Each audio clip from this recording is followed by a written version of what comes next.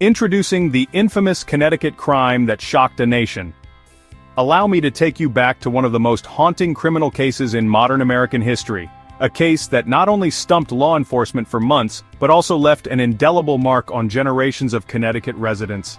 Picture the state of Connecticut in the mid-1980s, an affluent and peaceful enclave in the Northeast, known for its picturesque coastline along the Long Island Sound, its vibrant maritime legacy, and its storied academic institutions such as Yale University.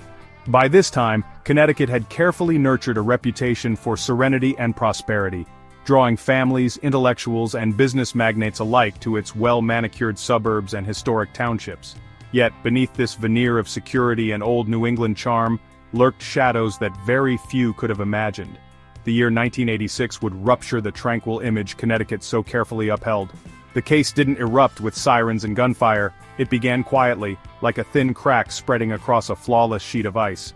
One woman vanished without a trace, and suddenly, everything the community thought they understood about their home was thrown into doubt. It was the kind of story that parents would later retell as a warning to their children, that would dominate headlines from local gazettes to national news networks, and that would turn a placid New England town into the backdrop of a cautionary tale remembered for decades. This was a mystery that pitted the best investigative teams against a nearly invisible web of deceit, forced a city to confront the darkness hidden within its own borders, and even drew in some of the nation's foremost experts in forensic science and criminal profiling. The stakes were more than just legal justice. They were about restoring trust in a community shaken to its core. What began as a missing persons report would spiral into a maze of chilling discoveries, betrayals that ran closer to home than anyone dared admit, and ultimately, a courtroom drama that tested the very limits of American law. In the pages that follow, I'll guide you through a moment in Connecticut's history where myths of safety clashed with the cold calculation of a criminal mind. We'll peel back each layer of this extraordinary case, starting with the peaceful, wintry streets of New Haven, and ending with a trial that would challenge what it truly means to find justice for the lost. If you've ever wondered how even the quietest corners of America can become the stage for the most chilling of mysteries, this story has 1,000 lessons to teach. Winter setting and the fateful beginning.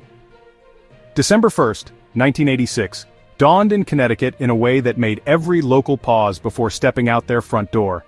Just one day prior, a violent nor'easter barreled in from the Atlantic, dumping layers of snow across driveways, rooftops, and tree-lined avenues. The air held that bone-deep chill only found in New England winters, icy gusts seeping through even the thickest of coats, biting at any skin left exposed. Icicles dangled from awnings and power lines, sparkling, almost menacing, under the pale gray sky. Yet the townspeople of Fairfield County were seasoned veterans of such weather. Already the sound of shovels scraping concrete and the steady clatter of snowplows filled the neighborhood as folks tried to reclaim daily life from winter's clutch. The festive spirit of Christmas lingered in the air, evidenced by fresh wreaths and twinkle lights. But so did an uneasy feeling that not even holiday anticipation could dispel. It was into this paradoxical blend of holiday cheer and harsh winter that the first subtle tremors of a brewing tragedy slipped almost unnoticed. Early that Monday, just as families began to venture out to restock pantries and pick out evergreens, local police in the quiet town of Black Rock received a call. On the other end of the line was Jack Merlo, a local private investigator, his voice steady but urgent. He reported that his client, Helen Larson, a flight attendant who should have been bustling with pre-holiday work and family preparations, had disappeared several days earlier. Jack's suspicion was clear. He feared Helen's husband, Richard Larson, a commercial pilot and well-known figure in the suburb, was somehow involved. Outside, life in Black Rock kept its rhythm, at least on the surface. Grocery store parking lots were crowded with SUVs, and parents shepherded excited children through fresh snow toward schools. Yet, within Helen's tidy brick house, Christmas decorations remained untouched, and her car sat abandoned in the employee lot at the airline where she worked. It was a small but chilling detail that would be discussed over dinner tables for weeks to come.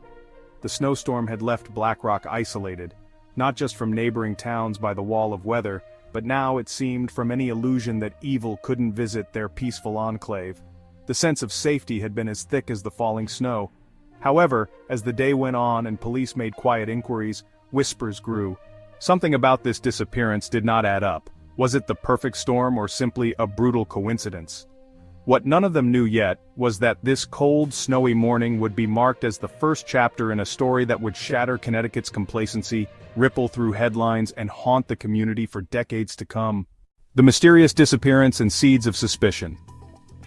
The story truly takes a breathless turn with the disappearance of Helen Robertson, an event that rattled not just her immediate family, but the entire community of Black Rock. Helen, a well-liked 34-year-old flight attendant for Pan Am, was renowned among friends and neighbors for her radiant smile, empathy, and reliability. As the calendar ticked past Thanksgiving and into the early days of December 1986, her absence began to gnaw at those who knew her best. At first, Helen's disappearance was quiet, almost easily dismissed. Just another professional woman on an impromptu work trip, possibly trying to escape mounting marital stress. Her husband, Richard Robertson, a distinguished pilot for Inter-American Airlines and a part-time volunteer with the local police auxiliary unit, coolly assured friends and authorities that Helen was likely called out suddenly for work, as her unpredictable schedule sometimes demanded. He even recounted that she'd been preoccupied with Christmas planning, and that their recent arguments about trust and fidelity likely pushed her to seek solitude. But small cracks soon appeared in Richard's tidy narrative. Helen had not withdrawn money from her accounts, nor contacted her close friends or parents, unusual for someone so attached to her family. Worse yet, her beloved blue sedan was located abandoned in the airport employee lot, where it had apparently sat for days, collecting a gentle layer of snow. Her uniform and suitcase, items that never left her side, were still at home. Her supervisor at Pan Am reported to detectives that Helen had not been scheduled on any flights in the days she vanished, and in fact nobody from the airline had heard a word from her since November 19th. The growing unease was palpable. Her best friend Jillian Myers tried to call her repeatedly, only to be sent to voicemail.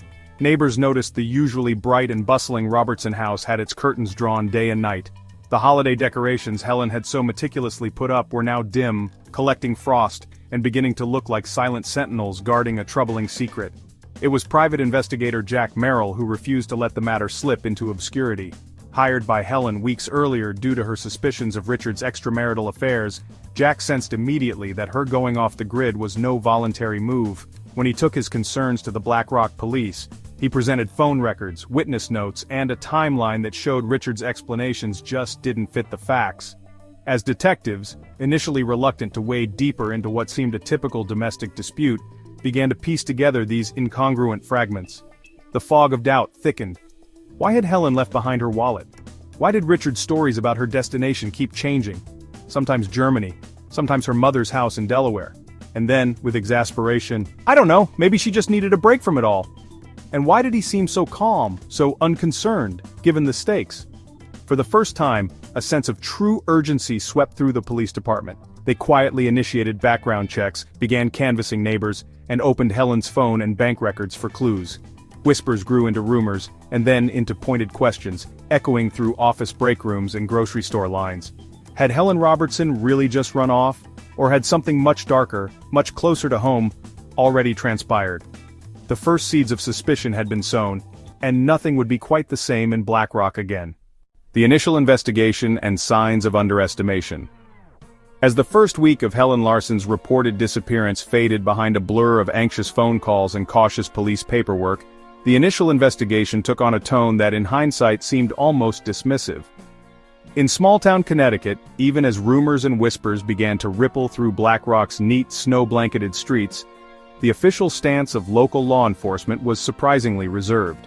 The lead detective handling Helen's case, Lieutenant Greg Harmon, was a veteran of the Black Rock Police, well-liked for his calm approach and steady, if sometimes unimaginative, leadership. To him, Helen's case looked, at first, like just another domestic dispute. Gently probing Richard Larson about his missing wife, Harmon encountered a man who was polished and cooperative, a respected airline pilot, a charitable donor, even an auxiliary volunteer with the department itself. Richard's demeanor was calm, if a bit hollow. He recounted to Harmon that marital stress had been snowballing for months. Helen, to hear Richard tell it, was emotional, impulsive, prone to running off on short trips when things got heated. She just needs some air, he shrugged. And the detective, still nursing a bruised department budget from last winter's spate of property crimes, was willing to believe it for a moment. Many officers, too, bought into the narrative that Helen's disappearance was voluntary. Without clear evidence of foul play, no signs of struggle in the home, no forced entry, no frantic withdrawals from their shared bank account, it was all too easy to ascribe her vanishing to personal issues or marital strife. Friends and neighbors, when quietly questioned at first, offered similar rationalizations. Helen had seemed stressed, not quite herself. The investigation procedures, as a result, were almost lethargic. It took several critical days for police to put out a missing person bulletin, a delay that in retrospect would draw harsh public criticism. Search efforts were limited to local hospitals, airports, and homeless shelters. Canvassing was patchy. Evidence collection amounted to a brief sweep of the house and a half-hearted inventory of personal belongings. The unused blue sedan Helen had left at the airport lot didn't pique more than a few eyebrows, but as the calendar inched further from Helen's last sighting, cracks in the underestimation began to show. Calls from the private investigator Jack Merlo increased in urgency, reiterating inconsistencies in Richard's story and pressing for closer forensic work. Helen's closest friends became vocal, describing in detail how uncharacteristic it would be for her to leave without her favorite luggage or without calling her mother. English, Helen's Pan Am supervisor, sent a formal letter to police reporting that Helen had not been assigned any flights in the period she apparently ran away. Community worry soon became palpable. One neighbor reported seeing Richard removing carpeting from the Larson home late at night. Another delivered a tip about a strange chemical odor wafting from the garage. These mounting points of suspicion began to outpace the police's measured detachment. Yet even as the pressure mounted, the case was still clouded by the initial impression that Helen's disappearance was a family matter, not a community crisis. This crucial underestimation, rooted in social trust, institutional inertia, and perhaps unconscious bias, would allow vital clues to go overlooked, evidence to degrade, and the distance between suspicion and certainty to widen at a chilling cost. Only as skepticism set in and community voices grew louder did the investigation begin to truly shift gears, setting the stage for the chilling revelations that would follow. The Quiet family, and the contentious testimonies. The Robertson family looked from the outside like a scene lifted from a glossy magazine ad for suburban Connecticut living. Their modest colonial on a tree-lined street in Black Rock, with freshly painted shutters and a neat porch swing, rarely betrayed the underlying tensions within. Helen and Richard Robertson presented themselves to neighbors and acquaintances as a successful, loving couple raising 3 bright children. Richard, the polished airline pilot with a taste for golf and volunteer work, seemed sociable and responsible, a fixture at school fundraisers, ever ready for a chat about the Yankees or the best ski slopes up north. Helen, with her gentle smile and attentive nature, was remembered as the mom who sent holiday cards and never forgot a birthday. But beneath the surface, their domestic peace was precarious at best. The more detectives scraped below appearances, the more threads of tension unraveled. Interviews with Helen's close friends as well as family revealed a relationship marred by jealousy, concealed resentments, and whispered suspicions of extramarital affairs.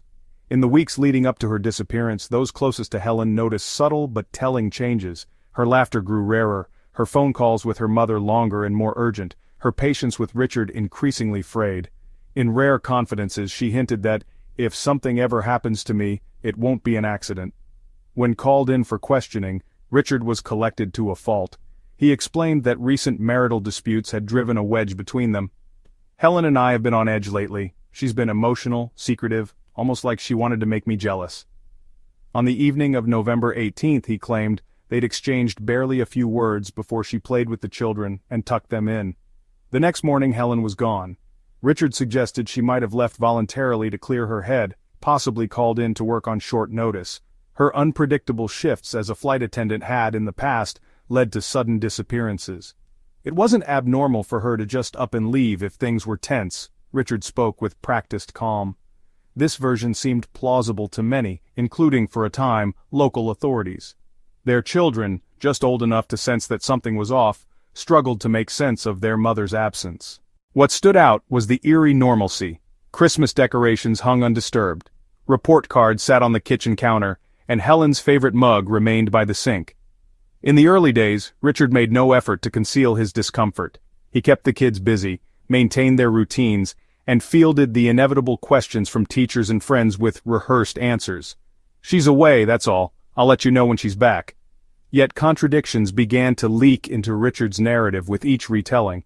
A neighbor quietly noted that Helen's overnight bag and car keys were still on the credenza. Her best friend swore that she would never leave her children unannounced. More chilling, a babysitter remembered Richard instructing her to pack up and leave for his sister's home the morning after Helen vanished, a move that, in hindsight, seemed orchestrated. Even more suspicious, the fact that Richard removed and disposed of a section of carpet from the master bedroom after claiming there had been an oil spill, an action that set off alarms in several minds. The statements of family members, Helen's mother in Delaware and her younger brother in Chicago, grew increasingly anxious as Helen's silence stretched into days. Long-held grievances came to light in police interviews, scenes of Richard's jealousy, his sudden mood swings, and the occasional bruises Helen shrugged off as clumsy accidents. Caught between the father's measured explanations and a growing mountain of circumstantial unease, the children's statements, innocent but observant, further complicated the narrative. One child mentioned hearing their parents arguing in hushed voices the night before Helen's disappearance. Another remembered their mother hugging them tighter than usual at bedtime. All these conflicting testimonies deepened the sense of mystery and suspicion. To investigators, it was clear that the wholesome image of the Robertson family masked serious fault lines. Behind closed doors, the struggle for truth would hinge not just on hard evidence, but on deciphering which version of events, the controlled stories of Richard or the troubling hints from Helen's inner circle, reflected what really went on that fateful November night. The emergence of a famous forensic expert. In the chilling aftermath of Helen Robertson's disappearance, as local investigators ran into wall after wall of dead ends and contradictions, a new player entered the scene, one whose reputation for unraveling even the most tangled of mysteries had made him a quiet legend among law enforcement circles. Dr. Charles Lee, a forensic scientist celebrated for his sharp intellect and his knack for spotting impossible patterns, was called in at the request of a desperate police chief who admitted, in a rare moment of candor, "We're way out of our depth here." Dr. Lee's reputation had been built on countless cold cases, often crossing the globe from Boston's old cobblestone neighborhoods to the neon-lit streets of Tokyo. Reserved and methodical, he was known as much for his composed demeanor in the face of horror as for his unexpected gestures of empathy. When he first arrived in Black Rock, the quiet suburb was shrouded in uncertainty, not just about Helen's fate, but about the competence of its protectors. The mere presence of an outsider, a renowned one at that, sparked both hope and a tinge of wounded pride among the detectives. The investigation began anew under his watchful eye. Dr. Lee did what many before him had not. He started with the people, not the theories. He listened, deeply. At the Robertson home, he didn't focus on just blood spatter patterns or inventorying missing objects, but observed the nuanced interactions among the family, neighbors, and staff. He quietly asked the cleaning lady why she quit so unexpectedly after Helen's disappearance that winter. "Miss Helen was always polite," Mary Thomas explained, nervously toying with the hem of her coat. "But that night, there was something in the air. I kept hearing odd noises. I tried to shake it off, but the next morning, with the kids hurriedly packed and Richard acting like nothing was wrong, I just couldn't face coming back." Unlike the police, who had dismissed Mary's jitters as nerves, Dr. Lee pressed gently, encouraging her to recall every sensory detail: the bitter scent of spilled motor oil in the hallway, the hollow sound of hurried footsteps, the way the holiday lights reflected off the snow through half-open blinds. These small details began to weave a story that was both terrifying and heartbreakingly ordinary, a family in the throes of an invisible crisis, and a house that seemed to absorb its secrets like snow covering fallen leaves. Dr. Lee's next move was to reconstruct the timeline with a level of precision that had been, thus far, missing. He mapped out the days leading up to and immediately following Helen's disappearance, comparing mobile phone pings, banking activity, and the testimony of everyone from school bus drivers to local grocers. He spotted anomalies that, at first blush, seemed merely circumstantial but, layered together, hinted at premeditation. Why did Richard purchase an industrial-grade freezer 2 days before Helen vanished? Why, after years of neat living, did he suddenly remove and trash part of the master bedroom carpet under the pretext of a minor spill? Dr. Lee knew that in cases like this, it was rarely one glaring piece of evidence, but rather 1,000 tiny cuts of logic that eventually brought the truth to light. His expertise in forensic chemistry became invaluable. He re-examined samples from the discarded carpet, using advanced reagent tests to detect traces of blood proteins that conventional analyses had missed. He procured authorization to sweep the family's vehicles with luminol, exposing a faint, almost ghostly trail that led from the trunk to the garage and then to the backyard, disturbingly close to where a neighbor's dog had been seen digging one frosty morning. But Dr. Lee's greatest challenge was the invisible barrier of silence built by the community itself. BlackRock was unaccustomed to outside scrutiny. Close-knit and historically reluctant to air its dirty laundry, many residents were initially hesitant to speak openly. But as Dr. Lee attended town meetings, listening more than lecturing, offering reassurance that he sought justice, not scapegoats, hearts began to thaw and lips loosened. Slowly, a pattern of Richard's erratic behavior in the weeks preceding Helen's vanishing emerged from the fog. Late-night drives, tense conversations in hushed tones, an inexplicable urgency to redecorate the house right after the first snowstorm. Throughout, Dr. Lee kept meticulous field notes. He sketched diagrams of the Robertson home and yard, made lists of missing objects, noted the weather patterns and storm disruptions that might explain away or complicate certain clues. He coordinated with local search and rescue teams, providing psychological profiles to narrow down the areas most likely to yield physical evidence. His academic background in behavioral forensics meant he could identify when a suspect's account was too neat, too rehearsed to be real, and flag such statements for further review. Perhaps most importantly, Dr. Lee never lost sight of Helen herself. He reached out to her friends and colleagues, piecing together the subtle transformations in her personality leading up to the tragedy, the quiet warnings, the sudden confessions, the old photographs taped to her locker that now seemed like messages from another life. This empathy allowed him to construct not just a case but a narrative heartbreaking in its detail and devastating clarity. The turning point came during a marathon interview session, when Dr. Lee presented new findings to the BlackRock police in a closed-door meeting. Unlike the earlier briefings, which had often dissolved into mutual frustration, this time the stakes were unmistakable. Spread out on the table were Dr. Lee's painstaking timelines, photographs of minuscule carpet fibers, records of refrigeration purchases, and a map dotted with locations of suspicious midnight activity. "Gentlemen," Dr. Lee said, voice low but firm, "each of these alone tells you nothing, but together they chart a story with only one possible conclusion." The room held its breath as he began to connect the dots, a process so logical and incremental it seemed almost anticlimactic. But as realization dawned, there was no longer any question. Helen Robertson had not simply run away, nor had her fate been left to chance. The evidence, minute and mundane as it appeared, collectively spoke of a premeditated and tragic end. In the weeks that followed, Dr. Lee's thorough, non-judgmental approach became a model for the town's own reckoning with grief, guilt, and relief. The case drew new investigators, legal experts, and forensic specialists to BlackRock, eager to learn from his methods and insights.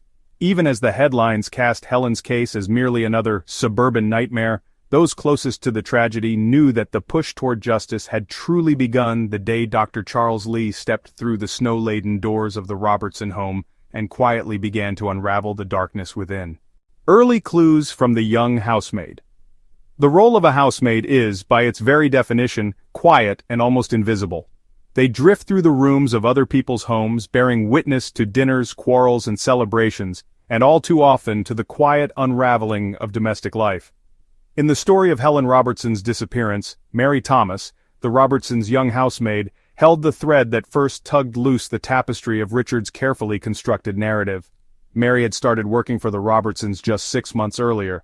Young, observant, and perhaps more empathetic than her employers suspected, she found herself unintentionally privy to the subtle emotional weather of the household. She saw the way Helen lingered in the kitchen late at night, cup of tea trembling slightly in her hand, her eyes pausing at the window.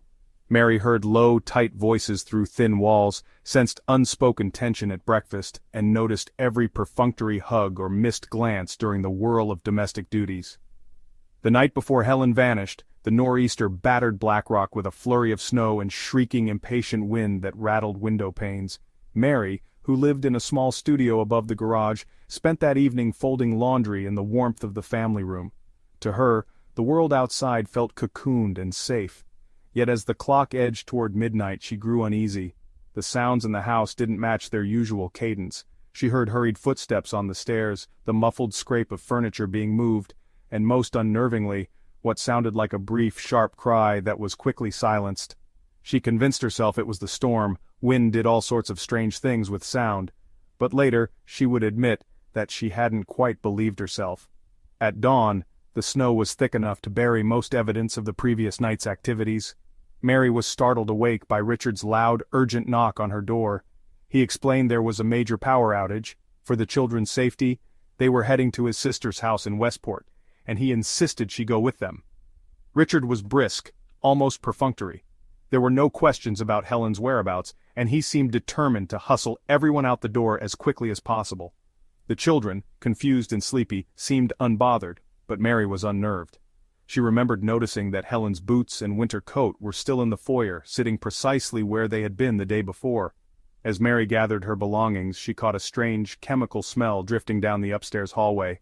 It reminded her faintly of cleaning solvents, but sharper, with a metallic tang that made her eyes sting.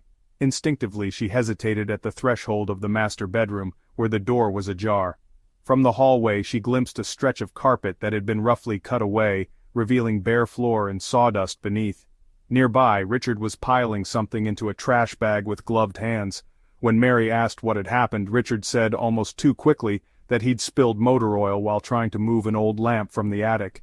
He smiled, but the expression never touched his eyes. During the drive to Westport, Mary sat in the back seat as the snow fell in thick curtains. The children played quietly, but Mary kept glancing in the rearview mirror, half expecting Helen to appear on the porch, waving them back. It was only hours later, while Richard was installing the kids at his sister's house, that Mary received a brief, emotionless explanation. Helen had gone away for a while, he said, probably to visit her mother. He made it clear he intended Mary to take a few days off. There was no suggestion that she should return soon, and certainly no mention of Helen's return date. Her suspicions steadily grew in the days that followed. She replayed every sound and glance from the previous week. Helen's distracted demeanor, Richard's odd late-night phone calls, the sharp smell lingering in the house. When Mary returned briefly to collect her paycheck, the air inside felt different.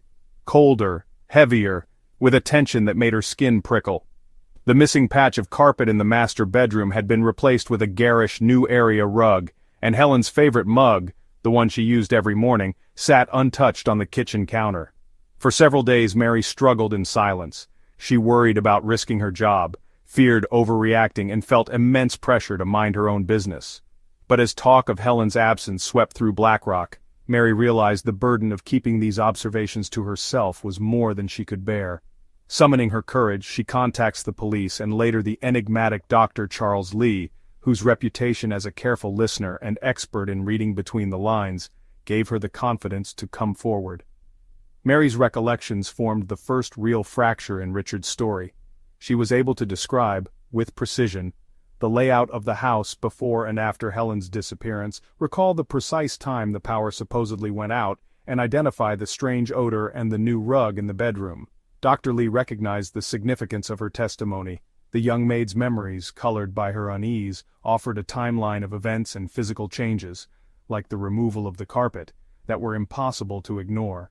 He pressed for more detail. What did the trash bag look like? Where was it taken? Had Mary seen any of Helen's possessions moved or discarded?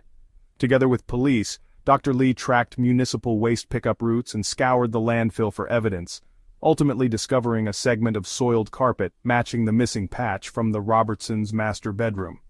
It was degraded by weather and chemical exposure, but Mary's recollection about the timeline and location proved vital. Perhaps the most powerful part of Mary's account, though, lay not in specific facts, but in the atmosphere she evoked. Her descriptions made it nearly impossible for authorities to dismiss the possibility of foul play. When confronted, Richard struggled to refute the mounting inconsistencies. His ready explanations no longer resonated against the stark, honest testimony of someone who had simply observed what she saw, unfiltered by loyalty or self-interest. In the larger story of the case, Mary Thomas stands as a quiet hero. Her willingness to speak when it would have been easier and safer to remain silent not only anchored the investigation in tangible reality, but also reminded those involved that crime is most often unraveled from the fragile threads of daily life, stitched together by those who pay attention. Her resolve set in motion a chain of events that no amount of bluster or denial could halt, and it was her simple, steadfast testimony that ultimately forced the truth from its last hiding place. Contradictory statements and the portrait of the husband.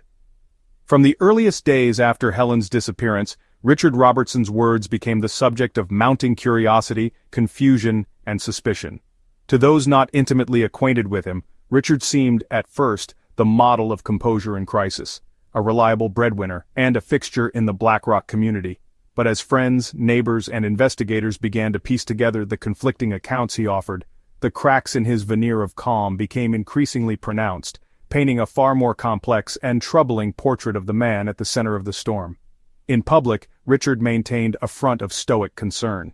He told neighbors that Helen had likely traveled to visit family in Delaware, citing stressful marital disagreements that had been building for months. When questioned by police, however, he casually floated a different theory. Perhaps Helen had taken an impromptu trip overseas to Germany, mentioning a supposed friend she might have wanted to see. On yet another occasion, perhaps sensing disbelief or simply scrambling for a narrative that might deflect suspicion, Richard shrugged and admitted he truly had no idea where she had gone, speculating that she just needed a break from everything. While these stories might have been plausible in isolation, it was the lack of consistency and the underlying coldness of Richard's delivery that began to sow seeds of doubt among those around him. Helen's best friend Jillian, for instance, recalled a phone call with Richard the afternoon after Helen was officially deemed missing. "He sounded distracted," Jillian later told detectives, "almost like he was reading from a script.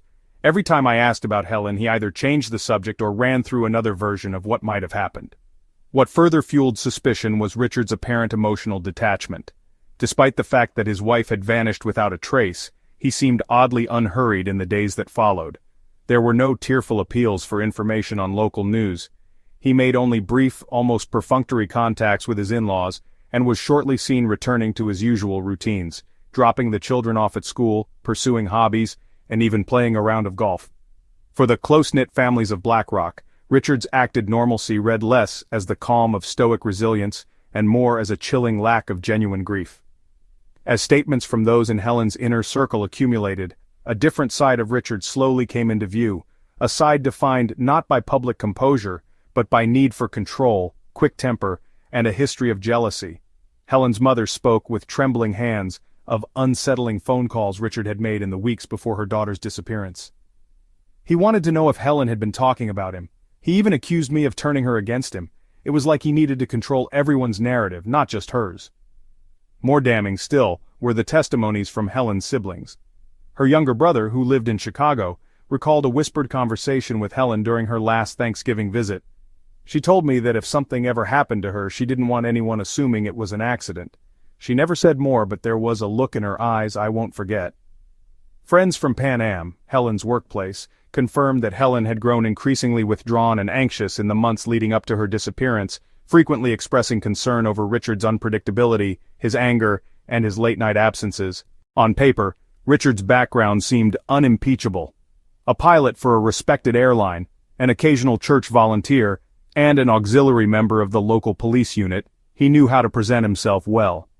But this same command of appearances made his shifting stories all the more frustrating for those trying to get at the truth. Notes from the lead detective's files pointedly remarked upon Richard's uncanny ability to remember certain details, like exactly when Helen's favorite scarf went missing, while forgetting or evading questions about what he had done during the critical hours after her disappearance. The couple's children, young and deeply impacted by the upheaval, unintentionally contributed to the puzzle with their own recollections.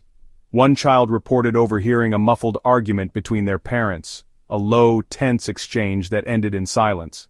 Another remembered that their father had seemed unusually agitated the morning after Helen vanished, giving brisk, confusing instructions about packed bags and a sudden trip to see relatives. A babysitter, loyal to Helen, told police she had been asked to help with the children on short notice, but that Richard forbade her from entering the master bedroom, citing a mess he would soon have cleaned up. Richard's own attempts to explain these discrepancies often came across as evasive or desperate. When pressed by detectives about the carpet removal in the bedroom, he gave multiple explanations, one moment blaming a spill of motor oil, another suggesting Helen had stained it with nail polish, all before finally asserting it was unrelated to anything important. His financial records, once reviewed, revealed a flurry of unusual purchases around the time of Helen's disappearance, replacement bedding, heavy-duty cleaning supplies, and a new area rug, all justified in Richard's words as routine household maintenance after the snowstorm. But what most rattled the police and townspeople alike was Richard's capacity to perform normalcy amid growing turmoil. He continued to show up for police interviews in neatly pressed shirts, maintaining a measured politeness that felt increasingly hollow. "He was so collected he made you doubt yourself," one officer later recalled. "But every time we thought about all those changing stories, it just didn't add up." As the months dragged on, each fresh contradiction in Richard's statements, or new disclosure from Helen's circle, didn't just point to his potential involvement. It also drove a wedge through the heart of the community, turning neighbor against neighbor in whispered debates over guilt and innocence. In the absence of conclusive physical evidence at that stage, the investigation itself became a test, not just of the system's ability to parse truth from fabrication, but of how deeply a family's secrets could be hidden behind a well-tended suburban lawn and a practiced smile. The portrait of Richard Robertson that ultimately emerged from these contradictions was both disturbing and strangely mundane. He was not the caricatured villain of a crime novel, but a man caught between appearances and hidden darkness, a man for whom control mattered more than truth, and for whom the simple act of telling the same story twice seemed impossible. It would take the relentless pressure of detectives, the steadfast testimony of those closest to Helen, and ultimately, the cold logic of forensic evidence to force Richard's carefully balanced world to reveal what really happened behind the doors of his family home. Small pieces of evidence gradually come to light. The earliest days of the investigation were shrouded in uncertainty. For weeks, officers and forensic specialists worked in the shadow of unanswered questions, hamstrung by a lack of definitive signs pointing to foul play. Yet, as the calendar crept forward and the pressure grew, small, almost invisible pieces of evidence began to surface, each one subtly shifting the narrative from speculation to suspicion. One turning point arrived when Detective Sam Martin, a methodical investigator known for his persistence, decided to inspect the town landfill, the very place where household waste from the Robertsons was regularly deposited. Days of careful sifting and cataloging paid off when he stumbled upon a segment of carpet, soiled and frayed, that matched the conspicuously missing portion from the Robertsons' master bedroom. Although the fabric was badly contaminated and exposed to the elements, making traditional blood analysis complicated, it marked a crucial breakthrough. The damaged fibers held traces of a reddish stain, one that, while indistinct, was immediately flagged for laboratory scrutiny. Parallel to these physical discoveries, the financial records of Richard Robertson began yielding their own subtle clues. Detective Martin and Dr. Lee collaborated to obtain the couple's bank and credit card statements, combing through transactions both mundane and unusual. A series of peculiar purchases stood out like flares in a dark room. Just days before Helen vanished, Richard had purchased an industrial deep freezer, supposedly to store holiday roasts with the nor'easter approaching. Receipts confirmed he rented a heavy-duty wood chipper from a hardware store, under the guise of clearing fallen tree limbs after the storm. Far less justifiable, however, was the swift acquisition of new bedding, towels, and cleaning supplies. Every piece was, on its own, easily explained away. In Black Rock, storms were common, and residents often made panicked purchases ahead of the holiday season. But the sheer quantity, timing, and nature of these items fueled growing suspicion among the investigators, especially Dr. Lee. He couldn't ignore the forensic implications. A deep freezer might temporarily conceal a body, a wood chipper could obliterate physical evidence, and new linens were classic hallmarks of attempting to erase a crime's messy aftermath. The next subtle, yet telling clue was detected not in a forensics lab, but through painstaking surveys of the house's plumbing. Though much of Helen's suspected blood had already been cleaned, Dr. Lee's use of luminol revealed faint but persistent traces along the master bathroom's drain and on a few scattered bathroom towels. The stains matched Helen's blood type. While the evidence wasn't enough for a definitive conclusion in court, it added another pebble to a growing avalanche, raising uncomfortable questions that Richard struggled to answer with any consistency. Witnesses, too, began to recall details that had seemed trivial at first but now appeared significant. A neighbor, Mrs. Downing, mentioned seeing Richard laboring outside late at night with dark plastic bags and a sharp chemical smell drifting downwind. The snow, thick with the storm's remnants, had obscured much of what might have otherwise drawn attention. A postal worker remembered an odd sight one afternoon after Helen's disappearance.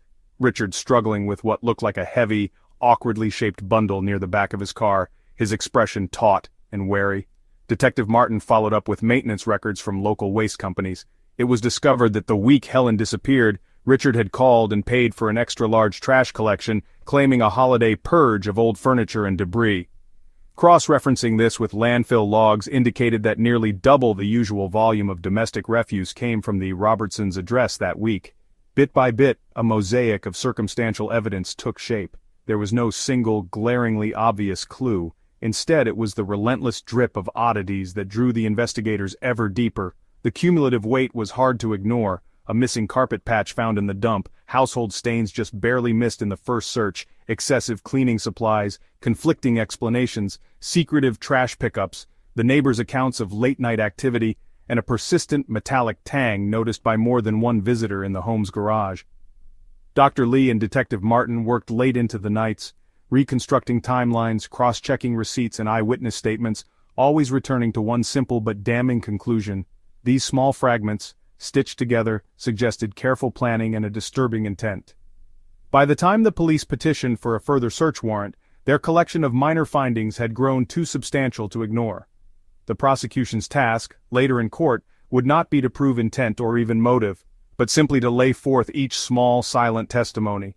Every scrap of carpet, every inconsistent bill, every fleeting witness memory, all would soon point with haunting clarity towards a single brutal night, and a careful effort to erase it from memory.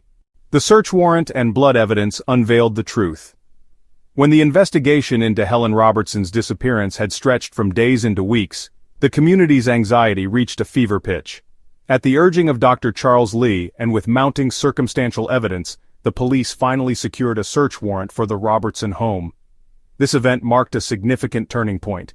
It was the first time law enforcement pushed aggressively past the Robertsons' well-maintained facade, determined to uncover any trace of what had truly happened in that winter-shrouded house. The search was meticulously planned and executed. Detectives arrived early in the morning while Richard and the children were away, minimizing any chance of last-minute interference. They moved methodically from room to room, guided in part by observations from Mary Thomas, the young housemaid, who had described subtle yet odd changes in the home after Helen's disappearance: fresh paint on one wall, a quick replacement of part of the bedroom carpet, new linens and cleaning materials that had been hastily acquired. The team's first stop was the master bedroom, the heart of suspicion and rumors alike. Detectives examined the room under various wavelengths of light, using luminol to detect the faintest signs of blood invisible to the naked eye. Almost immediately, small stains began to glow along the edge of the bed frame and beneath the newly installed section of carpet. Technicians lifted the rug, revealing a patchwork of cleaned and untreated subfloor. Swabs confirmed these traces were indeed blood, and preliminary analysis matched the blood type to Helen, though definitive DNA results would take longer to process. Additional stains, faint but persistent, were found on the underside of a bath towel in the adjoining bathroom. Together, these clues painted a chilling, silent narrative of violence concealed beneath a veneer of cleanliness and composure. The search extended to the garage and driveway, where signs of a hurried post-storm cleanup now appeared in a sinister new light.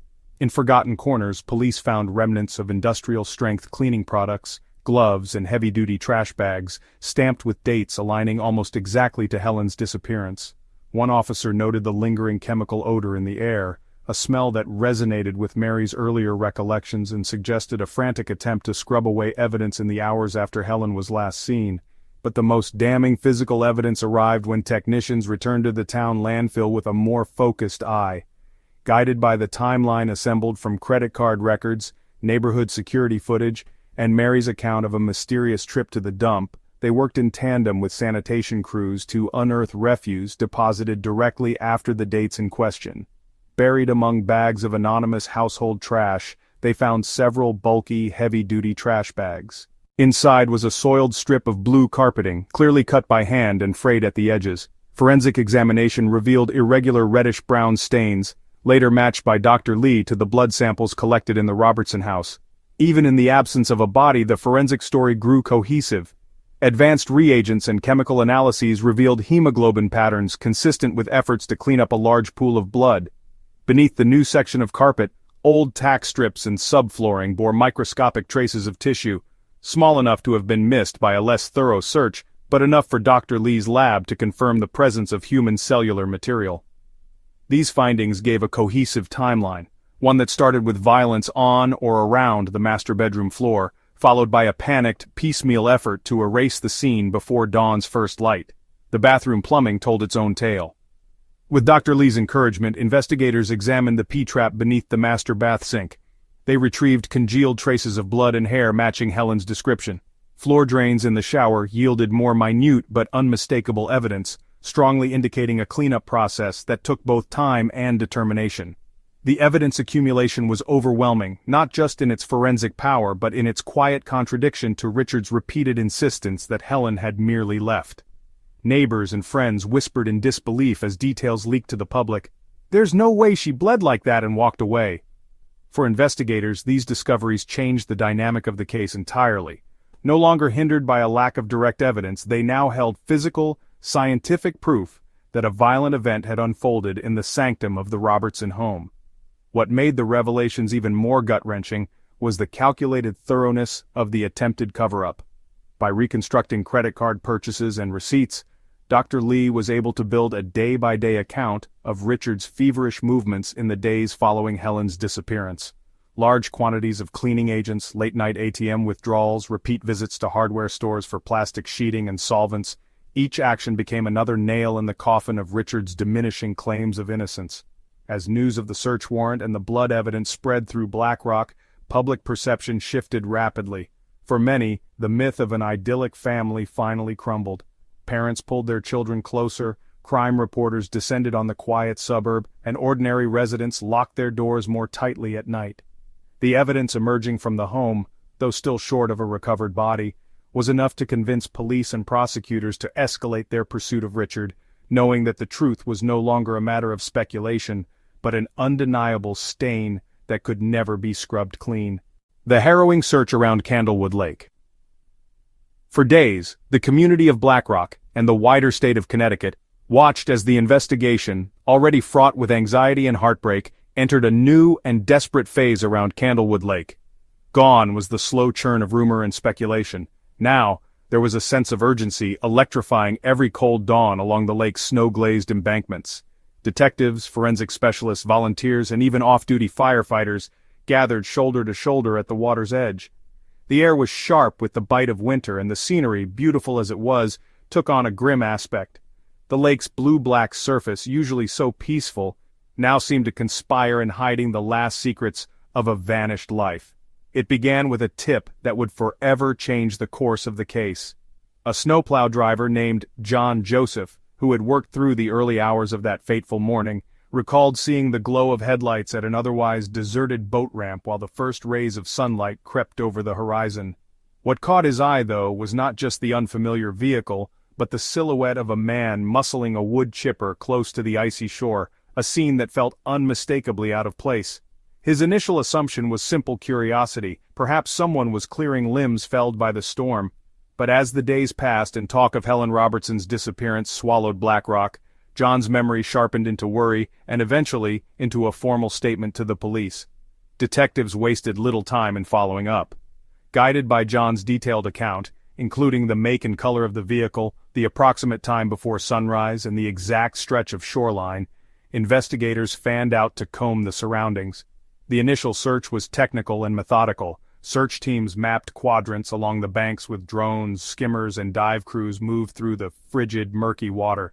The ice presented significant hazards. Divers had to suit up in full-body thermal gear, chipping holes through the crust and tying lines anchored to the shore so they would not lose their bearings in the gloom below. The presence of so many law enforcement vehicles, emergency lights, and news vans on the perimeter turned the typically tranquil lakeside into the backdrop of a statewide drama. And then, bit by bit, disturbing evidence began to surface, literally and figuratively. Among reeds tangled near the ramp, forensic teams found human hair, shockingly blonde and unmistakably real despite the lake water. Days later, a patrol on the southern inlet retrieved a set of personal effects, a charm bracelet, partially corroded but bearing Helen's initials, and the gleam of a wedding band mottled with silt. The real breakthrough, however, came when a sonar-equipped boat detected an anomaly in the lake bed, not far from where the wood chipper had been deployed. After a painstaking operation, divers emerged with fragments of cloth, stained and waterlogged, alongside what would soon be confirmed as bone fragments. DNA expedited by Dr. Charles Lee's laboratory matched the tissue conclusively to Helen Robertson. The distribution of the remains provided a chilling narrative. Experts reconstructed the most likely scenario, that Helen's body had been dismembered and disposed of in the lake using the machinery witnessed on that bleak morning. The recovery of the wood chipper itself, with trace evidence clinging deep inside its mechanisms, seemed to silence any lingering doubts about Richard Robertson's intent. Technicians worked around the clock, running forensic tests on every bolt, blade, and internal surface. Clumps of synthetic fibers, excerpts of Helen's clothing, bone dust, and minute blood traces, their molecular signature preserved by the cold, all added unassailable gravity to the growing case file. Word of each new discovery traveled fast. The families of officers, reporters huddled in coffee shops, and townspeople exchanging glances at the grocery store all felt the weight of every new find. Some days brought tears of horror and relief. At last, Helen was not simply missing. The community could now name and confront the tragedy directly, no matter how gruesome. But the search was not without its moments of doubt and exhaustion. Divers spoke of burning lungs and blinding sediment that turned every sweep of the hand into a leap of faith. Volunteers who braved the sleet with search dogs and metal detectors found themselves alternately galvanized by hope and battered by cold despair. In the evenings, debriefs were subdued. Officers would stare into coffee cups and try not to replay what they had seen splayed across the frozen sand beneath Candlewood's winter ice. As the list of evidence grew, teeth, painted fingernails, a scrap of tartan fabric that once belonged to Helen's favorite scarf, the investigation entered its final, narrow focus. Dr. Lee mapped the dispersal patterns of debris, guiding search teams to ever more likely clusters. Police retrieved, in a stroke of almost cruel irony, the receipt for a chainsaw found discarded under a fallen limb at the water's edge. The serial number matched a purchase made by Richard days before Helen vanished. With each recovered fragment came more context, more certainty, a slow but relentless assembling of what had been, for too long, a puzzle with its most critical pieces missing. As the calendar crept toward spring, the search around Candlewood Lake had become not just a hunt for evidence, but a collective ritual of reckoning and release. For every investigator, neighbor, or family member who spent hours staring across the cold slate water, there was now no question about what had transpired, nor about the lengths Richard Robertson had gone to hide his crime. The search's conclusion brought relief, but left a vein of sorrow running beneath the surface. In solving the riddle of Helen's disappearance, the town was forced to fully confront the darkness that had invaded its heart. The trial and the shockwave across America. By the time the last fragments of Helen Robertson's life had been pulled from the unforgiving waters of Candlewood Lake, the small town of Black Rock was unrecognizable. Porch lights that once burned in expectation now flickered in grief. The air vibrated with a tense anticipation, holding its collective breath for the justice that everyone knew must be served, but also feared might be elusive given the almost cinematic cunning of the crime. When Richard Robertson was formally charged with Helen's murder, the entire nation seemed to turn its gaze on this once quiet corner of Connecticut, captivated by the darkness that had taken root in suburbia. The trial that followed quickly eclipsed the crime itself in both horror and spectacle. National news outlets descended upon Black Rock, their satellite vans crowding the courthouse square, reporters vying for every detail and angle. American living rooms bore daily witness to the unfolding legal drama, as grainy footage of the candlelit vigils, the icy shoreline of Candlewood, and the stoic, impassive face of Richard Robertson played again and again across TV screens. More than a trial, the proceedings became a cultural inflection point, a reckoning for what evil could look like behind polished doors, and what it meant to seek truth without a body. The legal labyrinth, prosecution versus defense. From the outset, the prosecution faced an uphill battle. With no intact body, much of their case rested on a mountain of circumstantial and forensic evidence, painstakingly gathered by Dr. Charles Lee and his team. Every blood spatter, every trace fiber and financial trail, every witness statement was woven into a tapestry that aimed to compensate for the absence of the victim herself. Prosecutor Abigail Klein, herself a Connecticut native, spoke during opening arguments to a rapt jury. "What you are being asked to do is not just to find a murderer in our midst, but to read the faint signatures of crime where it believed itself invisible." The defense countered with well-rehearsed narratives and merciless scrutiny of the police's early missteps. Richard's attorneys portrayed him as a bereaved husband, victimized by fevered speculation and community groupthink. "There is no body," thundered lead counsel Thomas Abbey. "In America, we don't convict on rumor and circumstantial conjecture." To bolster this, they pointed out gaps and delays in the initial search, flagged every ambiguous witness statement, and attempted, sometimes with chilling effect, to paint Helen as unstable, suggesting a voluntary disappearance was possible. Yet the prosecution's case was relentless. Expert after expert testified regarding the probability mapping that tied Richard's movements to key disposal sites. Forensic analysts described in painstaking detail how blood trace evidence and DNA, recovered from both the home and the lake, aligned with post-mortem trauma. Technicians mapped timelines of trash pickups, the purchase of cleaning agents, and odd spikes in water use and credit withdrawals. The centerpiece came when Dr. Lee himself took the stand, calmly threading together the forensic story as only he could. No single stain tells the story, but the totality does, and that totality is tragic, deliberate, and inescapable. Family, community, and a nation respond. In the packed courtroom, Helen's family members sat in a tight, grieving huddle. Her mother traveled from Delaware for every proceeding, clutching Helen's wedding photo in trembling fingers, while her children were shielded from the press as much as possible.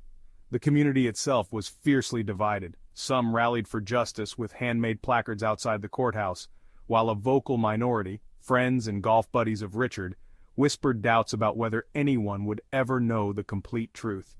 The strain of the case animated dinner table debates, fractured church congregations, and drew hidden stories from survivors of domestic violence who came forward to support Helen's legacy. As testimony and cross-examination dragged on for months, the broader nation became obsessed.